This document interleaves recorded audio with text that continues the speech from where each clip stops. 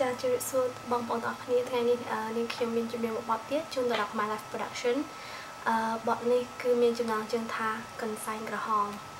ចាសង្ឃឹមថា My Life Production នឹងពេញចិត្តបទនេះ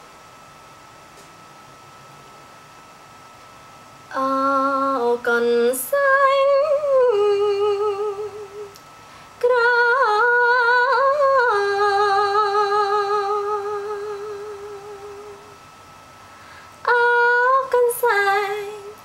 ្រហម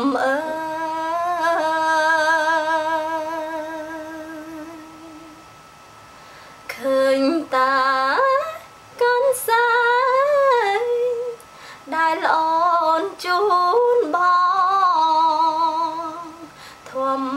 មជាតិទាំងពួងសោយយំស្ដាយបងដែលខ្សែសង្ខាកន្សែងក្រហមស្នាមអានុសាជាប់ឈាមសញ្ចាផ្ដិនទាំងនេត្រានៃខ្ញុំទៀតទៅកន្សែងតោះគេដំណើរឪពុកមិនហ៊ានជូនមកស៊ូទុំជូនបងបាញ់ចាំចិនស្នាអណ្ដាតបើនពឹងអូនមិនភ្លេចទេកំវៃព្រួលប្រែកំពុងតែស្នេហ៍ស្រាប់តែប្រន់គ្នាស្បត់ហើយថាអូនមិនក្បត់បងទេស្នេហ៍មិនក្បត់ស្នេហ៍រួងមិនកាត់ទេរួងតែម្នាក់ឯងទុំស្លាប់ស្រវាអោបជាប់កន្សែងអោកន្សែងក្រមធ្នមទុំតាមបងជិនក្រោយទៀត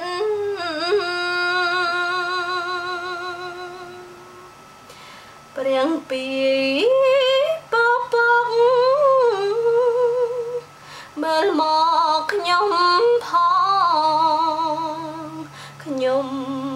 សូមបួងសួងកុំសើញផ្ដងថាខ្ញុំអាងស្លាប់តើរួងធ្វើអ្វី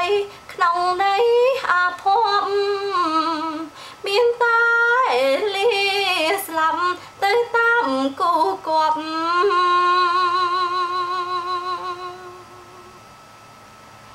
ប្រសាជី